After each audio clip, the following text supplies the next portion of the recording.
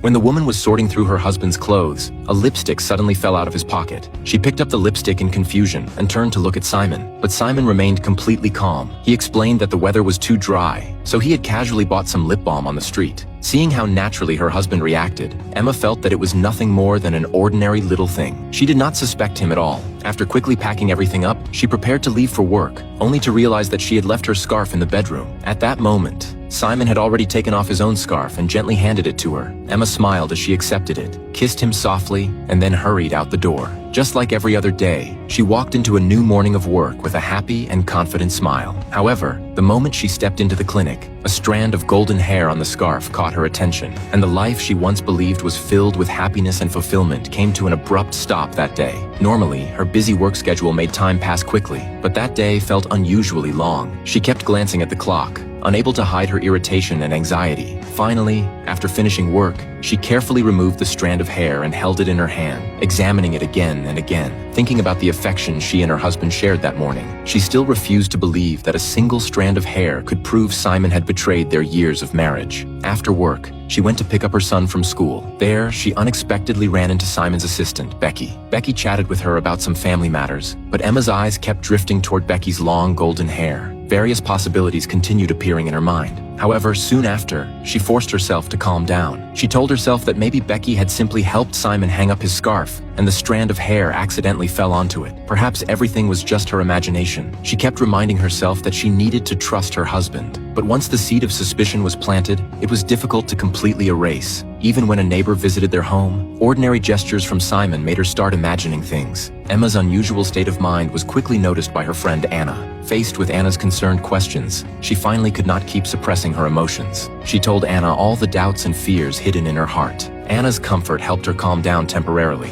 but it did not truly remove her doubts. Things that used to feel completely normal now seemed full of unanswered questions. The next day, while Emma was talking with her colleague Ross, she suddenly remembered something Becky had mentioned before. Becky said that every day she had to wait until 5 o'clock when the company closed before picking up her child from school, and Simon usually did not get home until 7:30. So during those 2 hours in between, where exactly was he? Ross looked at Emma's nervous and serious expression and felt that she had fallen into excessive suspicion because of that single strand of hair. He advised her not to overthink things and to relax and get some proper rest, but Emma did not listen to a word he said. That afternoon, she canceled all her appointments and left the clinic early. She watched Simon leave the company exactly at 5 o'clock, then quietly followed him by car. When she saw him walk out of a flower shop holding a bouquet of flowers, her heart instantly sank. Tears uncontrollably filled her eyes. After more than 10 years of marriage, she had never imagined that one day her husband would betray their relationship. Even when the lipstick suddenly appeared, she had never doubted Simon, but looking back now, she only felt that she had once been too naive.